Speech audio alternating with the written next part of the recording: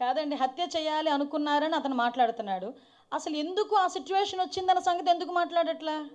ఇప్పుడు ఆయన అక్కడ ఉన్నాడా లేదా, ఏం జరిగింది అన్నది పోలీస్ ఎంక్వైరీలో తేలుతుంది. ఈరోజు కాకపోతే రేపైనా పబ్లిక్కి చెప్తాం. ఓకే, అసలు దాని గల కారణాల గురించి మాట్లాడమనండి, బేస్ మాట్లాడమనండి. ఇప్పుడు ప్రసన్న కుమార్ రెడ్డి నోటుకొచ్చినట్టు వాళ్ళు మాట్లాడడం కరెక్టేనా?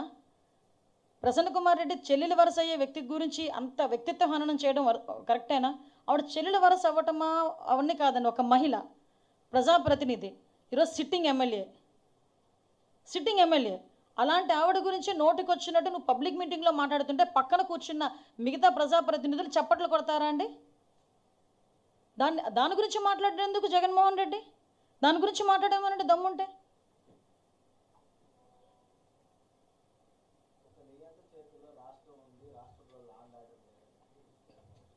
నియంత అలాంటి పదాలు ఆయనకి సూట్ అవ్వండి. ఎందుకంటే అటువంటి పదాలన్నీ కూడా బాగా యాప్ట్గా గుర్తొచ్చే వ్యక్తి జగన్మోహన్ రెడ్డి. అంటే లాస్ట్ 5 సంవత్సరాలు చూశారు నియంత పరిపాలన ఎలా ఉంటుంది. హిట్లర్ పరిపాలన తలదన్నేటట్టుగా పరిపాలించాడు జగన్మోహన్ రెడ్డి అన్నది అందరికీ తెలిసిందే. దానికి తగ్గట్టుగానే 11 సీట్లు ఇచ్చి కూర్చోబెట్టిన పరిస్థితి మనందరికీ తెలుసు. అందులో మీ పాత్ర ఉంది, నా పాత్ర ఉంది, అందరి పాత్రలు ఉన్నాయి, అంతే కదా. కానీ ఈరోజు అలా మాట్లాడడం, నిజంగా చంద్రబాబు నాయుడు గారు నియంతలా మాట్లాడితే కనుక ఈరోజు జగన్మోహన్ రెడ్డి రోడ్ల మీదకి వస్తాడా? ఇంతమంది రోడ్ల మీదకి వచ్చి మాట్లాడతారా?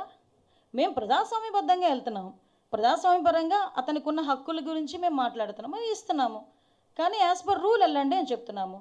యాజ్ పర్ రూల్ వెళ్దాం అంటేనే నియంత అంటే వారు నోటుకొచ్చిన మాట్లాడే పరిస్థితుల గురించి ఏం మాట్లాడాలి?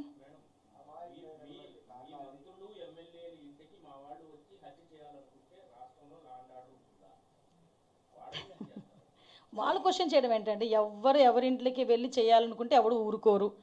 లా అండ్ ఆర్డర్కి ఇబ్బంది కలిగే పరిస్థితి వస్తే ఎటువంటి వ్యక్తి మీదైనా చర్యలు తీసుకోవడానికి ఎన్డీఏ కూటమి సిద్ధంగా ఉంది. అందులో ఎక్కడ కూడా బ్యాక్ స్టెప్ వేసే పరిస్థితి లేదు. ఫస్ట్ థింగ్ అది ఎవరైనా సరే. ఏమండి, మళ్ళీ చెప్తున్నా, భారతిరెడ్డి గారి గురించి ఒక మాట మాట్లాడాడంటేనే సోదరులా భావించి గౌరవ ముఖ్యమంత్రి గారు ఇమీడియట్గా యాక్షన్ తీసుకొని తెలుగుదేశం పార్టీ కార్యకర్త అయిన అతన్ని కూడా రిమాండ్కి పంపించిన పరిస్థితి, ఆ రోజు కేసు పెట్టిన పరిస్థితి. మేము తప్పును తప్పులాగే చూస్తాం, కప్పిపుచ్చాలని మేము చూడటం. కానీ ఒకటి మాత్రం చెప్తున్నా, మహిళల గురించి నోటుకొచ్చినట్టు మాట్లాడేటప్పుడు కూడా ఇలాంటి క్వశ్చన్సే వేసుకోమని మాత్రం వాళ్ళకి చెప్తున్నాను నేను.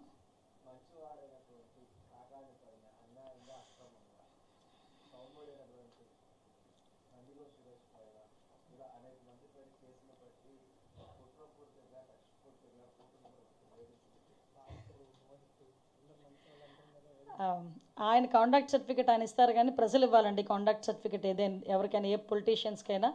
విషయం ఏంటంటే కేసులు నడుస్తున్నాయి, దర్యాప్తు నడుస్తుంది, కేసులు చెప్తాయి ఎవరు నీతిమంతులు, ఎవరు నెమ్మదస్తులు, ఎవరు నిజాయితీ పరులు అని కోర్టులు చెప్తాయి. ఎందుకు మనకు